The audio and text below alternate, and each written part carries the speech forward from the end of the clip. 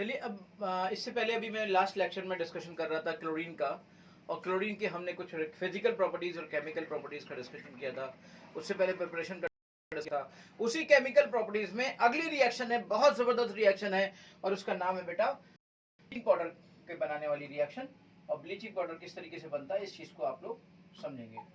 देखिए, अगर आप स्लैग्ड लाइम को, slagged lime, what do you mean by slagged lime? Slagged lime means होता है बेटा बुझा हुआ चूना, जैसे हिंदी में कहते हैं बुझा हुआ चूना। बुझा हुआ चूना क्या होता है? बुझा हुआ चूना वो होता है जो आप कत्थे वत्थे में जो आप अपने पान में लगाते हो, that is basically slagged lime. जिससे आप पुताई करते हो वो भी स्लैग्ड लाइम होता है। जो भट्टियां हुआ करती थी पहले ना, वो उससे जो बाद में जो चूना निकलता था वो स्लैग्ड लाइम होता था। COH का होल ट्वाइस उसका एग्जाम्पल, उसका फॉर्मूला होता है। और अगर उस स्लैग्ड लाइम को हम क्लोरीन गैस के साथ रिएक्ट कराएं तो वो एक बहुत जबरदस्त चीज देता है जिसे कहते हैं ब्लीचिंग पाउडर। ब्लीचिंग पाउडर, ये जो आपका स्लैग्ड लाइम है, ये स्लैग्ड लाइम है, COH का होल ट्वाइस, बुझा हुआ चूना हिंदी में कहते हैं।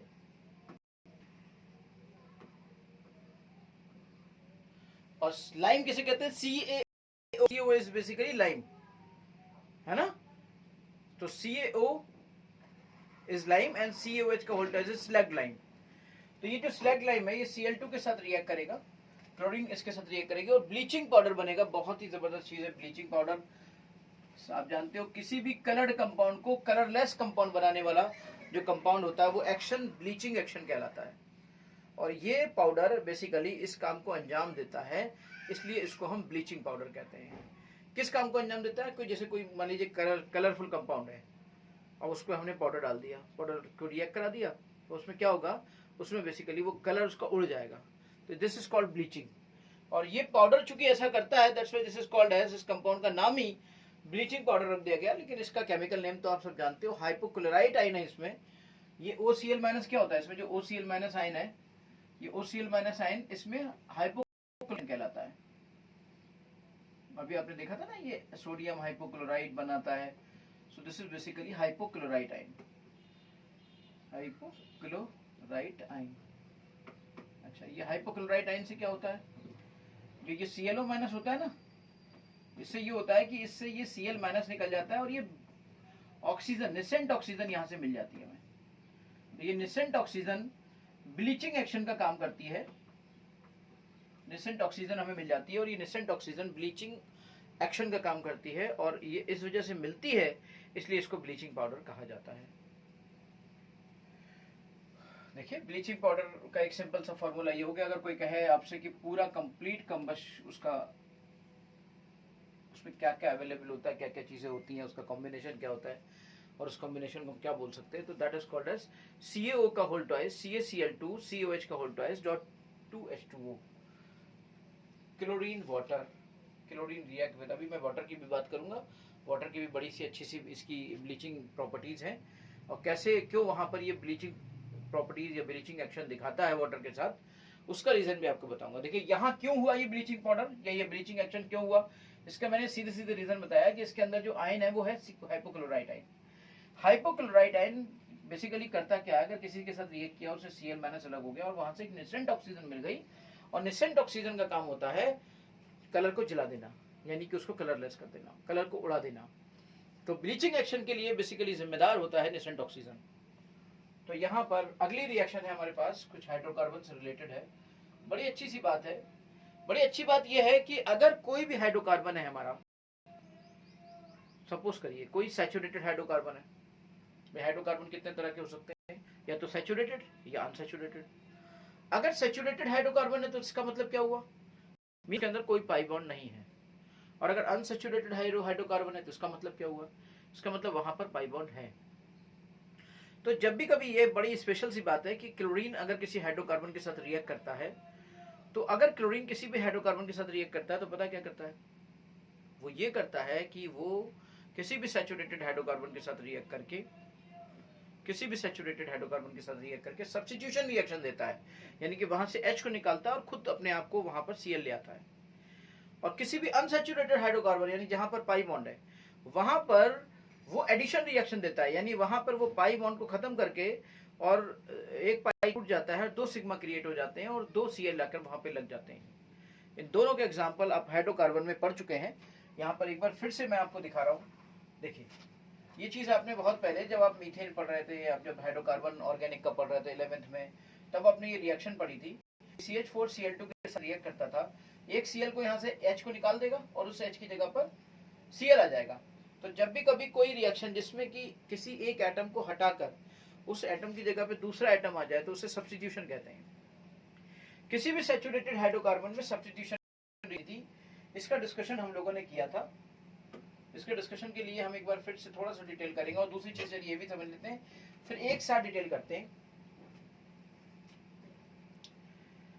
होता क्या है यहाँ पर, जो C2H4 है, देखिए ये अनसैचुरेटेड हाइड्रोकार्बन है। अनसैचुरेटेड हाइड्रोकार्बन मतलब CnH2 आपका अनसैचुरेटेड हाइड्रोकार्बन होता है।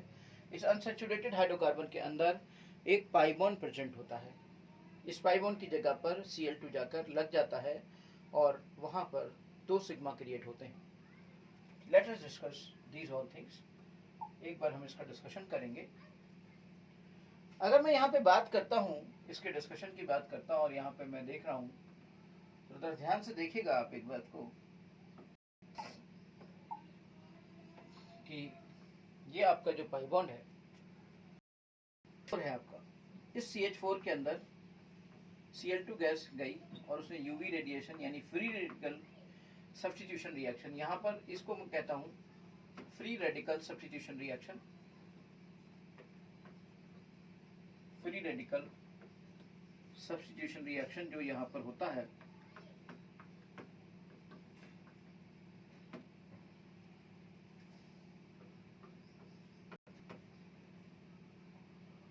दिस इज यूवी रेडिएशन के साथ आपका CH3Cl प्लस HCl आपका यहां से निकल के आता है। फ्री रेडिकल सब्स्टिट्यूशन रिएक्शन होती है। कोई भी ऐसा हो, जैसे मान लीजिए आप सपोज करिए ऐसा हो कि यहाँ पे 1 डिग्री भी हो, 2 डिग्री भी हो, 3 डिग्री भी हो, 4 डिग्री भी हो, तो कहीं ना कहीं Cl करेगा तो Cl2 तीनों तरह की चीजें बनाएगा। 3 ऑप्शन बन सकते हैं, 3 तरह के प्रोडक्ट बन सकते हैं। एक प्रोडक्ट, दूसरा प्रोडक्ट और तीसरा प्रोडक्ट। पहला प्रोडक्ट 1 डिग्री H की वजह से, ये बेटा 1 डिग्री H होता है, ये 2 डिग्री H होता है, ये 3 डिग्री H होता है, ये आपको 1 डिग्री H है, ये आपको 1 डिग्री H है। 1 डिग्री कार्बन से जुड़ा हुआ H 1 degree H, 2 degree carbon से जुड़ा हुआ H 2 degree H, 3 degree carbon से जुड़ा हुआ H 3 डिग्री H। यहाँ से एक H निकलेगा और उसकी जगह लग जाएगा, यहाँ से एक H निकलेगा उसकी जगह पे Cl लग जाएगा, यहाँ से एक H निकलेगा उसकी जगह पे CH लग जाएगा, और यहाँ ये 1 डिग्री दोनों ही है, तो इन दोनों में से कोई एक प्रोडक्ट बनेगा। यानी कि यहाँ पर प्रोडक्ट बनने की जो पॉसिबिलिटीज हैं वो आपकी 1 2 3 4 है।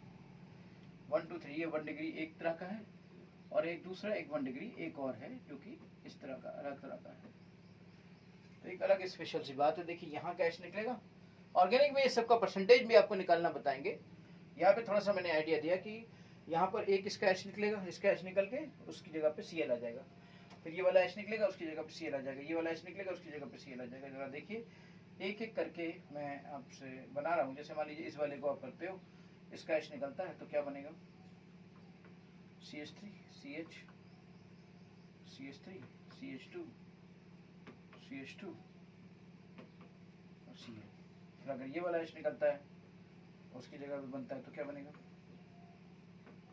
ये आ जाएगा।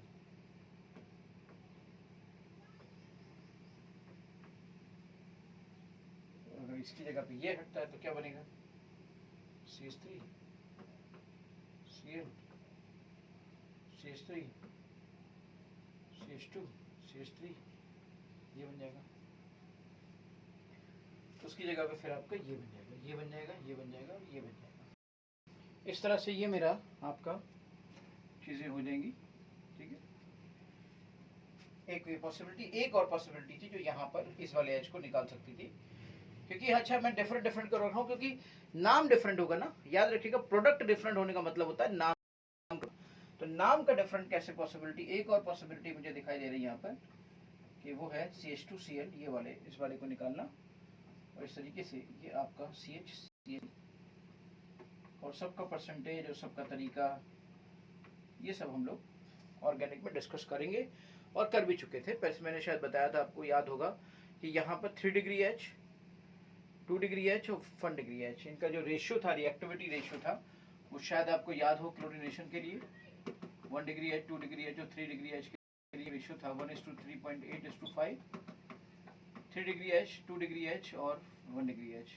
तो सबसे ज्यादा reactivity ratio, selectivity reactivity ratio याद रखिएगा क्लोरीनेशन में ये होता है। ब्रोमिनेशन में अलग होता है, ब्रोमिनेशन अगर यहाँ पे कराया जाए तो वहां पर अलग चीज थी, लेकिन we are discussing here chlorination, क्योंकि हम यहाँ पर क्लोरीन गैस की रिएक्शन करा रहे हैं, तो हम क्लोरीनेशन की बात करेंगे। तो इसलिए यहाँ पर जो रेशियो होता है दैट इज 3.8:5, और उसकी तरीके से यहाँ पे चीजें डेवलप की जाती हैं। इस तरह के आपके सैचुरेटेड हाइड्रोकार्बन के साथ फ्री रेडिकल सब्स्टिट्यूशन के तौर पर ये रिएक्शंस होती हैं जिनकी हम डिस्कशन करते हैं। अब हम अनसैचुरेटेड हाइड्रोकार्बन की बात कर लें। अनसैचुरेटेड हाइड्रोकार्बन, इसमें अनसैचुरेटेड हाइड्रोकार्बन कौन हो सकते हैं? हमको सबको पता है कि या तो आपका वो एल्कीन होगा, या वो आपका एल्काइन होगा, या वो आपका बेंजीन होगा। जहां पर भी पाई बॉन्ड प्रेजेंट है वो अनसैचुरेटेड है ना, जनरल सा कॉन्सेप्ट ये है। तो यहाँ पर एल्कीन की बात करें, चाहे एल्काइन की बात करें, चाहे बेंजीन की बात करें, हर जगह पर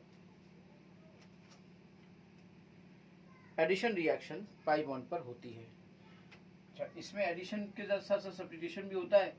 इसमें दो चीजें होती हैं, दोनों साथ साथ, वो दिखाएंगे, आपको बताएंगे। एल्कीन जैसे हम कोई ले लें CnH2n, अब एल्काइन हम कोई ले लें CnH2n-2, और बेंजीन तो हम सब जानते ही हैं, लेकिन इसमें एडिशन के साथ साथ दूसरी चीज भी होती है। ये थोड़ा सा स्पेशल केस है, इसको डिस्कशन आपके ऑर्गेनिक में ज्यादा करेंगे। यहाँ पे जो रिएक्शन दी गई है वो C2H4 के साथ रिएक्शन दी गई। यहाँ में भी जो रिएक्शन दी गई थी उसमें C2H4 था। चलिए हम C2H4 के भी डिस्कशन कर लेते हैं। क्या होगा यहाँ पे C2H4, CH2 double bond CH2, ये तो होगा। अब इसका आप क्लोरीन गैस के साथ रिएक्शन करा रहे हो, तो पता है क्या हो रहा है? एक Cl यहाँ लग जा रहा है, ये आपके 2 Cl आपके आ गए, तो 1 Cl is here and 1 Cl is here. It means it is giving you a addition product. मतलब कोई भी चीज कहीं से सब्स्टिट्यूट नहीं हो रही है, हट नहीं रही है। क्या हो रहा है बेसिकली यहाँ पे? देखो ध्यान से देखो, तो एक पाई यहाँ से था, एक सिग्मा था, अब उस पाई को हटा दिया गया और वहां पे सिर्फ सिग्मा रह गया, लेकिन पाई के हटने के बाद 2 सिग्मा क्रिएट हो गए, यानी कि 1 सिग्मा एडिशन में 1 पाई खत्म होता है और 2 सिग्मा डेवलप होते हैं। इस तरीके से यहाँ पर एडिशन रिएक्शन आपको दी गई। This is addition reaction which is observed in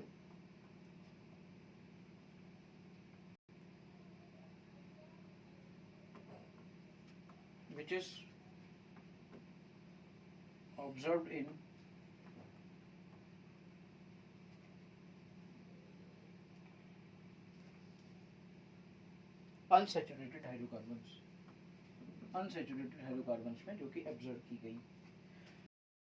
unsaturated hydrocarbon में ऑब्जर्व की गई। ठीक है बेटा, addition reaction which is observed in unsaturated hydrocarbon.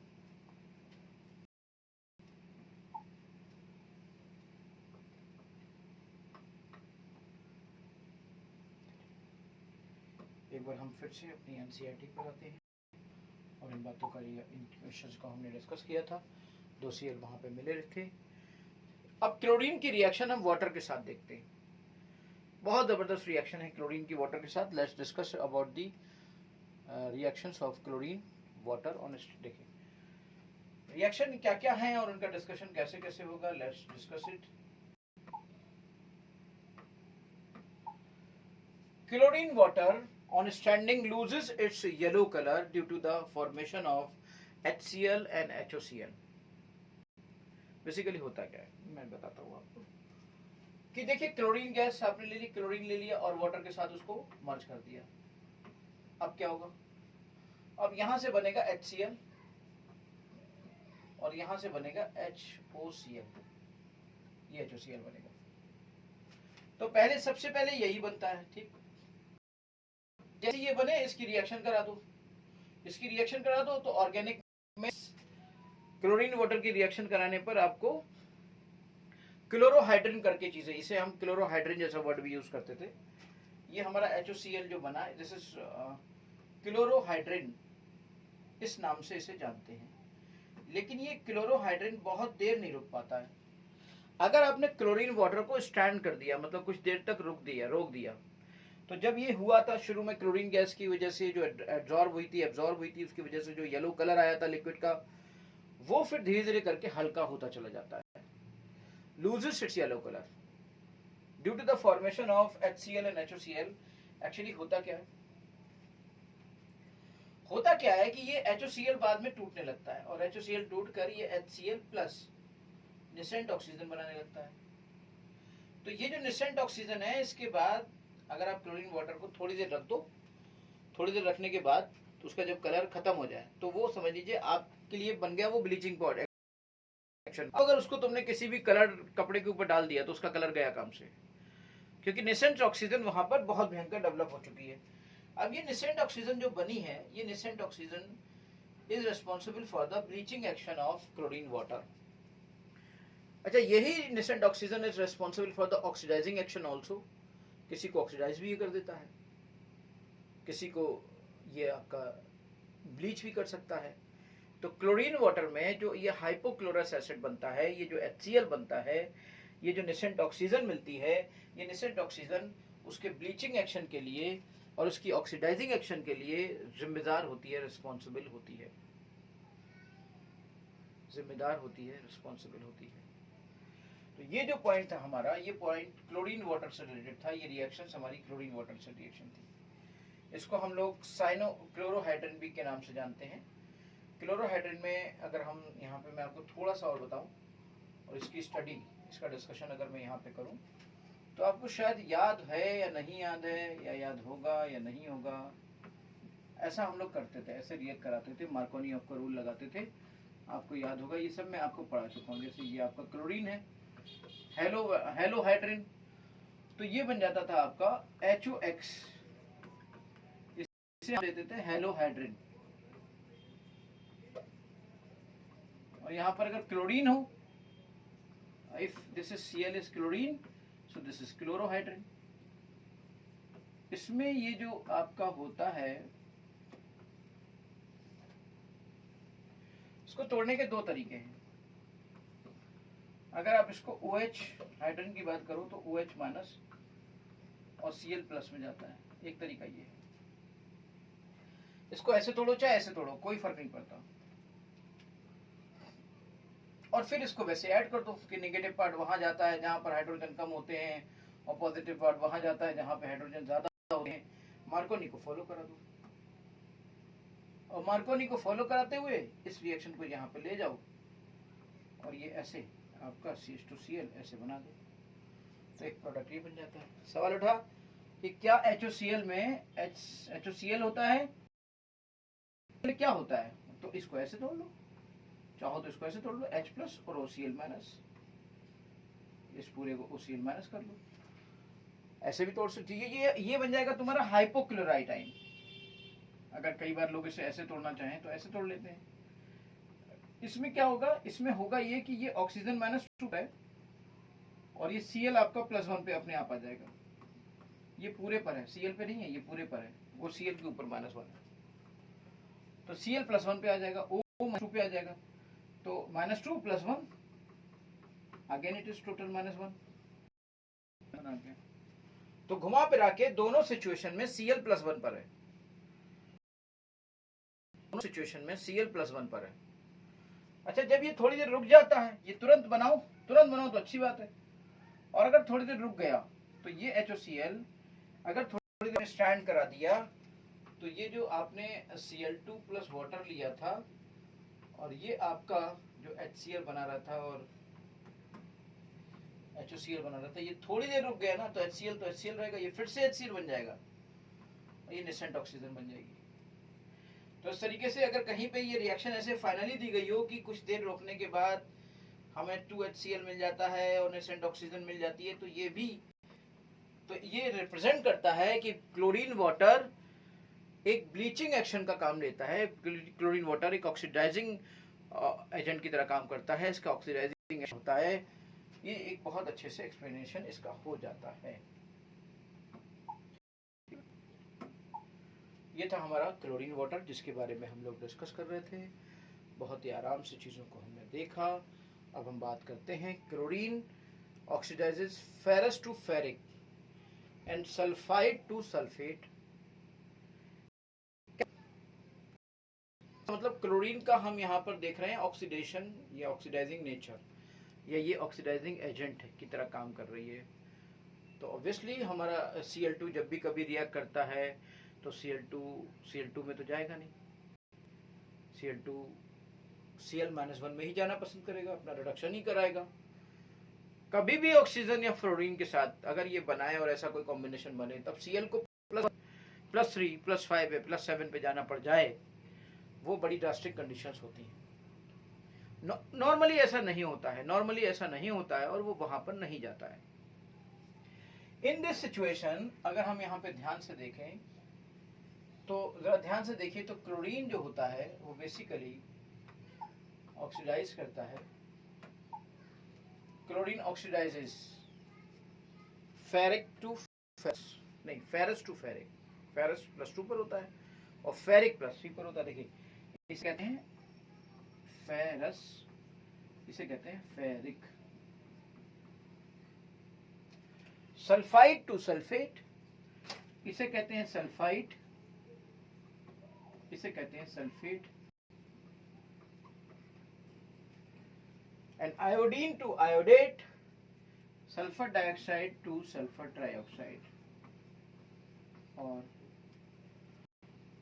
iodine to iodate, iodine to iodate, iodate is basically iodine to iodate, iodate ये chlorate ClO3 minus iodate,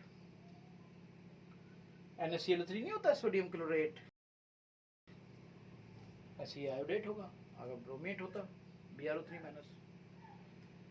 तो क्या हो रहा है, सब जगह पे ऑक्सीडेशन हो रहा है, सब जगह पे ऑक्सीडेशन हो रहा है। क्यों? क्योंकि Cl2 का अपना रिडक्शन होगा। देखिए हर रिएक्शन के अंदर एक बार रिएक्शंस को देखते हैं।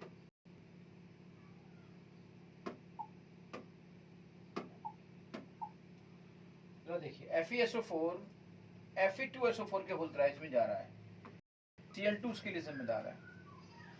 H2SO4 यहाँ पर ना इसका ऑक्सीडेशन हो रहा है ना रिडक्शन हो रहा है, और ये एक स्पेक्टेटर मॉलिक्यूल है, एक दर्शक मॉलिक्यूल है, एक दर्शक अणु है, ठीक है ना, जिसका कुछ नहीं होता। इसका क्या हो रहा है, इसका ऑक्सीडेशन हो रहा है। देखिए Fe यहाँ पर +2 पर था, Fe यहाँ पर +3 पर चला गया। आपको पता चल रहा होगा ये वाला 3 है, इसका चार्ज बन जाएगा, ये 2 है, इसका चार्ज बन जाएगा, है ना। और सल्फेट तो ये इतने पर था, यहाँ सल्फर उतने पर ही है। ऑक्सीजन जितने पर था यहाँ उतने पर ही है। हाइड्रोजन जितने पर था उतने पर ही। बदल कौन रहा है? बदल अगर रहा है तो Cl बदल रहा है और Fe बदल रहा है। तो यहाँ पर इसी तरीके से ये सोडियम सल्फेट है, सल्फाइड है, और ये सोडियम सल्फेट में कन्वर्ट हो गया। किसकी मदद से? इसका क्या हुआ? इसका कुछ नहीं हुआ। होता कब है? जब उनमें से किसी भी मॉलिक्यूल के कोई भी एक एटम अपने नंबर को चेंज करेगा तो उस पर ऑक्सीडेशन या रिडक्शन का इम्पैक्ट पड़ेगा। लेकिन अगर कोई भी नहीं करेगा तो उसका कोई मतलब नहीं होगा, ठीक है ना। तो यहाँ पर सल्फर डाइऑक्साइड से आपका सल्फर डाइऑक्साइड आपका H2SO4 यहाँ पर सामने बन जाता है। ये देखिए H2SO4 कैसे बना। ये सल्फर डाइऑक्साइड तो सल्फर ट्राइऑक्साइड में जाना चाहिए था, हाँ सल्फर ट्राइऑक्साइड में गया, लेकिन वहाँ देखिए वाटर भी प्रेजेंट है ना, that's why it becomes H2SO4। अब आपको लगता होगा पहले मैंने एक जगह पे लिखा था कि सल्फर डाइऑक्साइड सल्फर डाइऑक्साइड में कन्वर्ट हो जाता है। यस वही हो रहा है यहाँ पर, ये सल्फर डाइऑक्साइड ही सल्फर ट्राइऑक्साइड में कन्वर्ट हो रही है। लेकिन जरा देखिए तो रिएक्शन में है कौन? रिएक्शन में पानी मौजूद है। तो क्या सल्फर डाइऑक्साइड को पानी छोड़ेगा? तुरंत डिसॉल्व कर लेगा और सल्फ्यूरिक एसिड बना देगा। I2 आपका आयोडेट में कन्वर्ट हो जाएगा। I2 में 0 है और आयोडेट में आप जानते हो I की वैल्यू +5 है।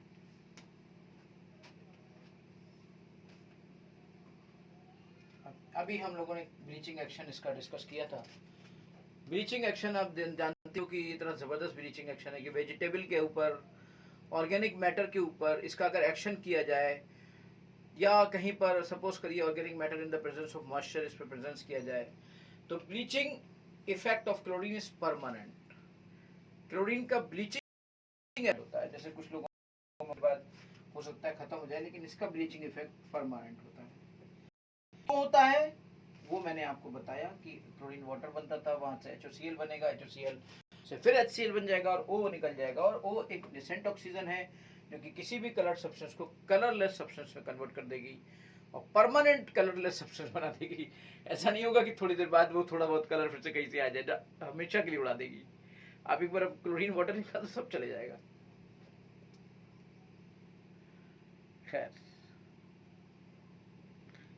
तो हमारी क्लोरीन यहाँ पे एंड होती है। इसके एक्शन की बात करें, यूजेस की बात करें, आपको याद होगा कि जो हमारा घर पे जो पानी से टंकी, नगर निगम की टंकी